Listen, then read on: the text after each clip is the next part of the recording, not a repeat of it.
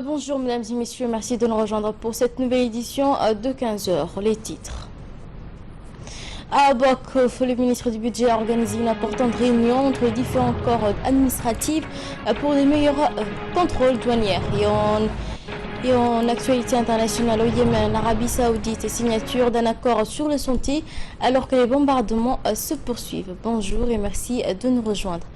Le directeur de contrôle et de surveillance, accompagné de son assistant, ont tenu une réunion à la préfecture de Bok avec le préfet de la région et les autorités civiles et militaires et les responsables d'ailleurs du conseil régional de Bok. Cette réunion initiée par le ministre du Budget a pour but de renforcer la collaboration entre les différents corps présents. Les directeurs de contrôle et de surveillance a insisté sur le fait que tous ces corps administratifs doivent agir et coincer pour les bonnes marches administratives.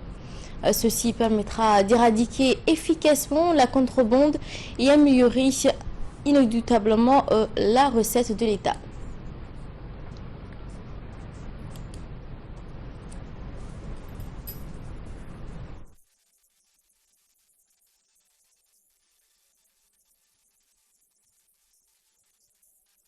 Cette réunion de travail initiée par son Excellence M. Bozé, ministre du Budget, a pour but de renforcer la collaboration entre les différents corps présents.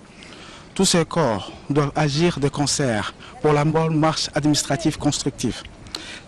Ceci permettra d'éradiquer efficacement la contrebande et d'améliorer indubitablement la recette de l'État.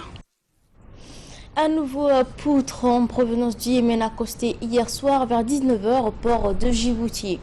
Ce poutre avait à son bord environ 104 personnes, en majorité des femmes et des enfants de bas âge.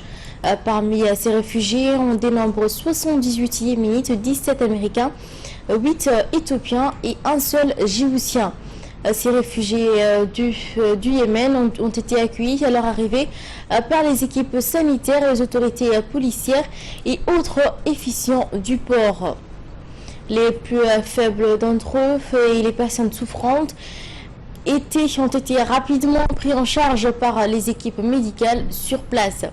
Sachez que la guerre au Yémen bat son plein avec des bombardements qui se poursuivent. Aussi, la République de Djibouti a accueilli depuis ces hostilités les réfugiés yéménites fuyant la crise dans leur pays alors que leur nombre ne cesse d'augmenter. Djibouti a décidé pour plus d'efficacité d'ouvrir un couloir humanitaire avec le soutien du système des Nations Unies afin de mieux accueillir et aider nos frères et nos sœurs yéménites venant du Yémen. Toujours en nouvelles du pays, le président de la commune de Belbela, M. Youssouf Hassan Nouhou, a reçu hier la diaspora djiboutienne. Les discussions ont surtout porté sur un futur partenariat entre la diaspora djiboutienne, la commune de Belbela et le conseil de quartier.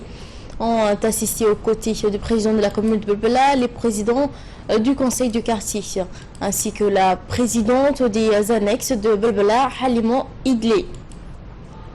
Le député Ali Soubenarati, qui représentait le parlementaire, a également participé à cette réunion. Les diasporas djiboutiennes se trouvant un peu partout dans le monde a promis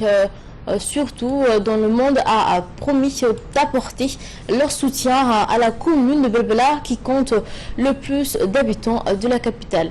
Et en sport, à présent, sous l'égide du secrétariat d'État à la jeunesse au sport, l'association de la jeunesse dans la zone industrielle, en collaboration avec le groupe Al-Gamil, a organisé hier après-midi à la zone industrielle la deuxième édition du tournoi inter-employés des différents secteurs. L'équipe du groupe Al-Gamil et l'équipe du CNSS se sont affrontées hier soir lors d'un match d'ouverture. 12 équipes sont inscrites pour ce tournoi qui permet aux employés de se divertir et d'échanger pour une meilleure cohésion. Ce tournoi se jouera dans une période d'un mois et réunira ainsi de nombreux employés de la zone industrielle.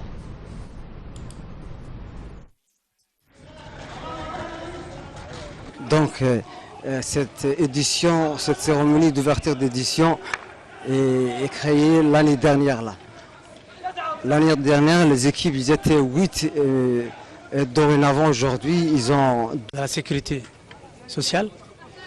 Nous sommes très très fiers, quoi. Donc, j'ai aussi remercié les jeunes de la zone industrielle site qui ont organisé cette manifestation de championnat. Et de là, nous passons à l'actualité internationale. C'était dans les titres au Yémen, une usine de mise en bouteille ravagée par un raid de la coalition menée par l'Arabie saoudite. Elle croyait viser un site de fabrication de bombes. La frappe a causé la mort de 36 civils. Cette erreur de l'aviation de la coalition sont fréquentes dans ce conflit qui a déjà fait plus de 4300 morts et en 5 mois. Une offensive visant des cibles militaires a aussi frappé un quartier résidentiel faisant au moins 4 victimes. À Aden, dans le sud, un responsable de la sécurité locale a été assassiné dans sa voiture par un tir à moto. Une méthode qui, selon les autorités de la marque Al-Qaïda, toujours à Aden, 5000 commandants sont actuellement en cours de formation avant de rejoindre les rangs de l'armée yéménite. Les forces loyales, président en exil, ont repris le contrôle de la ville en juillet et c'est de là qu'ils tentent de reconquérir le territoire aux mains des rebelles chiites Houthis, notamment la capitale Al-Sanaa. Après l'émotion suscitée par le nouveau drame,